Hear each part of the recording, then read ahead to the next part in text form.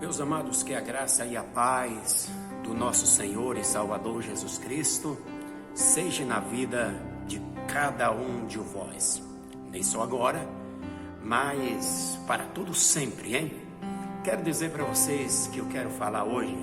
do precursor, do último dos profetas. Estou falando a respeito dele, João Batista, o precursor, aquele que veio preparar o caminho do Senhor. O ministério desse homem foi um ministério muito curto. O ministério dele não foi um ministério duradouro, porque ele só veio preparar o caminho para o Senhor. E a palavra de Deus diz que João aparece no cenário, no deserto, pregando a palavra, convidando o povo ao arrependimento, abandonarem as suas vidas de luxúria, suas vidas de pecado, que é o oposto que nós vemos nos dias de hoje. Nos dias de hoje, nós encontramos mensagens de alta ajuda, mensagens que massageiam o ego das pessoas, e muitas das vezes as pessoas se esquecem que Cristo, o Senhor, Ele morreu para que tenhamos uma vida de salvação, uma vida pura, uma vida lavada, uma vida santificada pelo poder da sua santa e gloriosa palavra. A palavra de Deus nos diz que João pregava e foi até o Jordão para batizar aqueles que já tinham se arrependido e que estavam dispostos a ter uma vida de resignação, uma vida de santificação, uma vida de abandono ao pecado para servir ao Senhor. E quando João está no Jordão, batizando aquele povo, a mensagem de João era essa: após mim vem um que é mais poderoso do que eu. Ele tem um poder imenso, ele tem um poder imenso para perdoar os nossos pecados. Ele colocará a palha no fogo e não se apagará.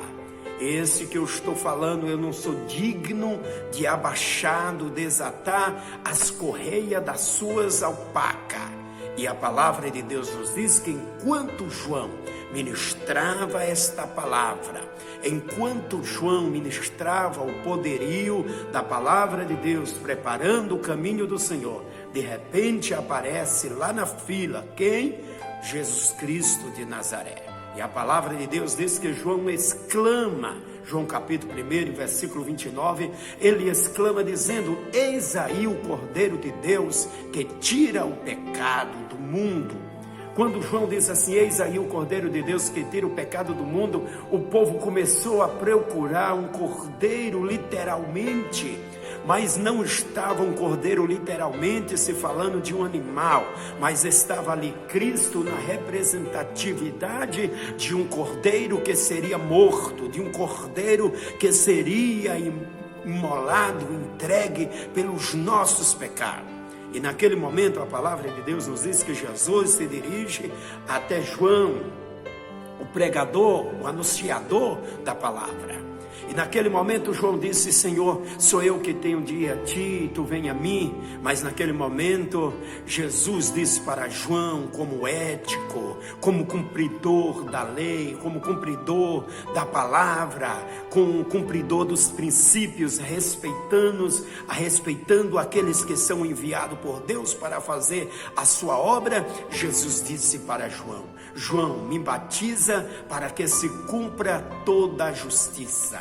E aí diz a palavra que Jesus naquele momento é batizado por João, e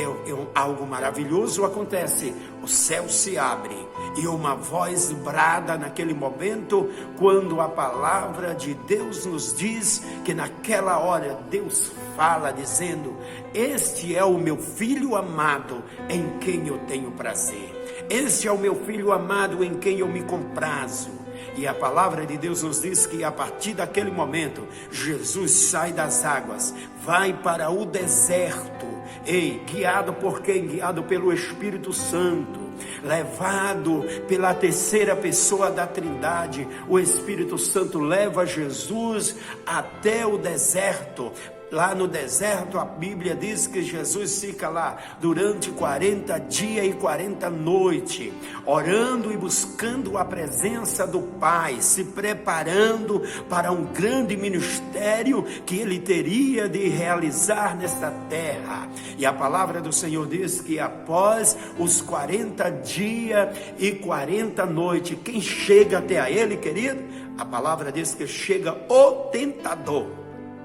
Chega naquele momento, Satanás com todas as suas astúcias, Satanás chega, eu creio, para ter um diálogo com Jesus, como ele teve um diálogo com Eva, e a palavra diz que com Eva ele foi bem sucedido, porque Eva tomou do fruto e deu para o seu esposo, porque Eva não tinha o mesmo argumento que Jesus teve, Eva não tinha o mesmo poder que Jesus teve, Eva não teve o mesmo conhecimento para conhecer as astutas ciladas do diabo, porque o diabo ele é astuto, ele coloca ciladas, ele coloca emboscada, e muitas das vezes quando o homem não busca Cristo, quando o homem não busca a presença do Senhor com intensidade, buscando a Deus as visões e as revelações para conhecer as astutas ciladas do inimigo, ele acaba se embaraçando e caindo na mesma, como Eva caiu, como Adão caiu. Mas Jesus naquele momento, quando o diabo diz assim, se tu és o Filho de Deus, manda que esta pedra transforme-se em pães, Jesus tinha todo o poder, toda a autoridade para transformar aquela pedra em pães, mas não era o momento dele transformar a pedra em pão, mas era o momento dele dizer, nem só de pão viverá o homem, mas de toda a palavra que procede da boca de Deus. Ei, talvez alguém esteja te ameaçando, o inimigo está colocando emboscada na tua vida e querendo te usar até mesmo para fazer sinais, para fazer milagres, quando ainda não é a hora, mas o inimigo está fazendo isso para arrancar aquilo de mais precioso que existe na tua vida, que o Senhor te deu, que chama-se princípios que não devem ser quebrados. Jesus naquele momento sabia que um dos primeiros princípios era adorar somente a Deus, era buscar somente ao Senhor, era ouvir a sua palavra, era guardar o princípio da missão que Deus tinha lhe dado. E a palavra de Deus diz que o diabo não parou por aí, mas o diabo leva ele até o pináculo do templo e diz para ele assim, olha, lança-te daqui abaixo, porque está escrito, olha, ele usou a palavra, está escrito que ele dará ordem aos seus anjos para que te guarde em todos os teus caminhos, para que tu não tropece com os teus pés em alguma pedra. Mas Jesus naquele momento foi preciso mais uma vez, e ele disse, mas também está escrito, não tentarás o Senhor teu Deus. Eu quero dizer para você que Jesus conhecia a cilada, Jesus conhecia as artimanhas do inimigo, e a palavra diz que o inimigo leva ele a um monte muito alto, mostrou toda a glória deste mundo, deste universo, e ele disse para Jesus, olha, tudo isso é meu e eu te darei, se tu me prostrar e me adorar. Eu quero dizer uma coisa, tantas pessoas andam em busca de fama, tantas pessoas que estão em busca de sucesso, tantas pessoas estão em busca